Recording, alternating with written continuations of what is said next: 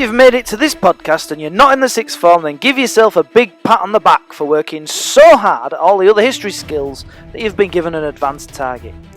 You've made it to the advanced skills, and we're starting with what might be the most difficult skill for young historians like yourself to get their heads around, but also something that can really push you from a B to an A or even an A star, definitely an A star if you crack it.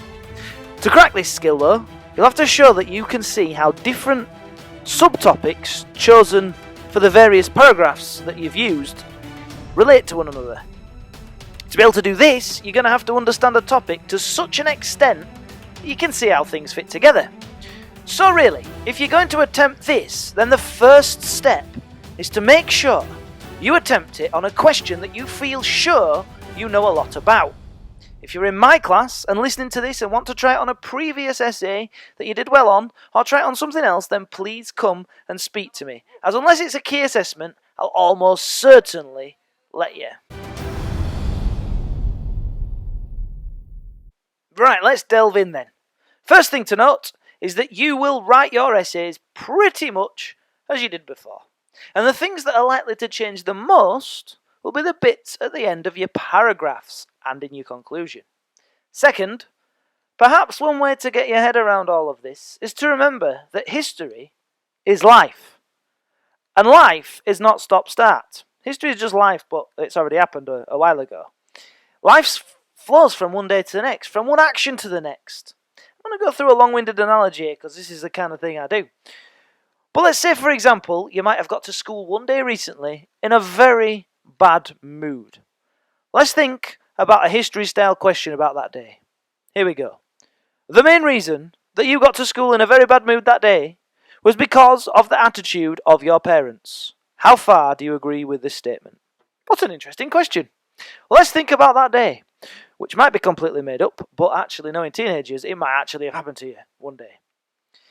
You'd better think about your paragraphs first, because you've got to plan an answer, so we'll go for attitude of parents, because you've no choice, because it's part of the question. Then other aspects might be social media and maths. Right, forget the history essay aspect, let's think about what happened. Your bad mood started on the Friday evening. I'm going to take you back here. Friday evening when you went to a party and drank too much fizzy pop and ate too many burgers so that you burped and orangeade came out of your nose. Then you were a little bit sick and some hamburger came up. As you looked up with the thought, why do I always do this, plastered all over your face, you saw a camera flash and heard the laughter. Before you knew it, the photo of you at your worst is all over Facebook and Twitter with 5,000 likes and 2,000 retweets. That weekend, your parents drive you mad, pestering you about your maths homework, which you don't actually understand, and it relates to a test at the end of the week, which, actually counts and everything, and it's school reports, and your maths teacher hates you anyway. They keep going mad at you, your parents, for looking at social media, but they don't understand that your life is practically over anyway because you're so embarrassed and your photo is going to be all over school. You spend most of the weekend trying to get the photo removed and your parents continue to pester you about getting off your phone and doing your homework, which you keep avoiding. On Sunday night, your parents switch the Wi-Fi off, so you can't even get on the internet. On Monday morning, you have a massive argument because they won't turn on the Wi-Fi, even for 5 minutes for you to check anything at all. On Monday morning, you turn up to school in a really bad mood. Phew, bad day.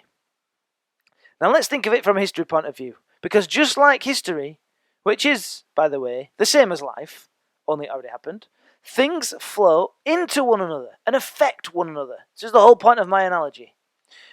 Okay, if it was my history essay, I would be arguing that it wasn't the attitude of your parents that put you in a bad mood. It was social media that was the main reason. Okay, your parents and the maths thing, they had an impact, but social media was key. Paragraph summaries here are where relative, well, in this case, importance. In some essays, it could be change, it could be, significance. This is relative cause. And your paragraph summaries are going to change. So what I'm going to show you now on the screen is what the ends of my paragraphs would look like to show how I can see and explain that some things are more important than others. Now you might be looking at this and thinking, blooming heck, this is just the end of your paragraph, and they're quite big, especially paragraph 2 and 3, because you've got to explain why that's less important than the first thing. And that's true. If you're going to do this, your paragraph summaries are going to be very big. Maybe your paragraphs, if you're under time conditions, might have to, like the main body, reduce a little bit, because this little bit at the end, well, I'm telling you now, it's going to give you a lot of marks if you can nail it. So have a little study of what's there. Have a little read. You need to pause. You need to read carefully. If you're just going to listen to me and zoom past this, you're not really going to learn anything. But definitely have a little pause. Pause it whilst you do your own if you like. Have a little read and then we'll come back and I'll speak a bit more afterwards. You see, life all fits together. It's the same in history, because history was life once. And that's what you've got to show if you want to be able to explain why some factors were more important than others, or why one change was bigger than another, not something similar. If we think about our example question with the Battle of Hastings that we've used for loads of other podcasts, think of it like this. Luck might have been the main reason that Harold Godwinson lost the battle, because although William was a great general and made some clever decisions, many of those clever decisions were made because luck had given him an opening. For example, and you've always got to give an example, it was really bad luck for Godwinson that he had to march north to defeat the Vikings, and William took advantage of this by burning and pillaging around Pevensey Bay to try to make Harold Godwinson force march his army all the way south again, quickly. Also, William made a great decision to use the feigned retreat in the battle, but if Godwinson hadn't been unlucky and lost a lot of housecarls at Stamford Bridge, then it's possible his troops wouldn't have left the hill, because the housecarls were more disciplined. If we go back to the first thing, William wouldn't have been burning and pillaging and using that tactic to draw Harold Godwinson to battle soon if he'd not had the good luck in the first place that Godwinson was all the way in the north. So there we see they're all intertwined. Life, remember that.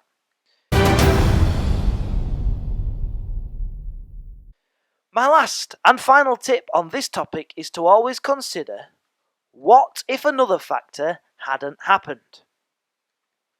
I find it's often how I summarise paragraphs. It doesn't always fit, doesn't this one? Especially in essays on change.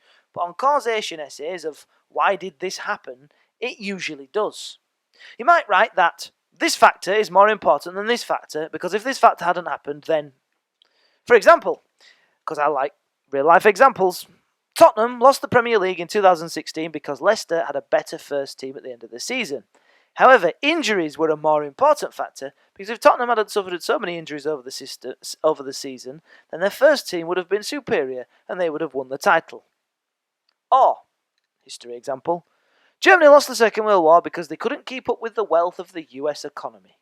However, their decision to make an alliance with the Japanese was a more important reason, because it was this that brought them into conflict with the United States in the first place. You see, all life fits together, it's all intertwined. I like to call this thing where I say, this is more important because if this didn't happen, I like to call that negative reason. And because what you're thinking is, if X didn't happen, then what would have been the outcome? So it's like, you're taking something away and reasoning.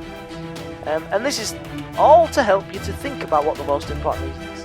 Now, all of this is very difficult. I've had sixth formers struggling with this for many, many years, and it usually takes them a while to get it. So if you're studying this below sixth form, even getting to this point is a victory. If you're in sixth form, don't panic if you don't get this straight away. It is tough.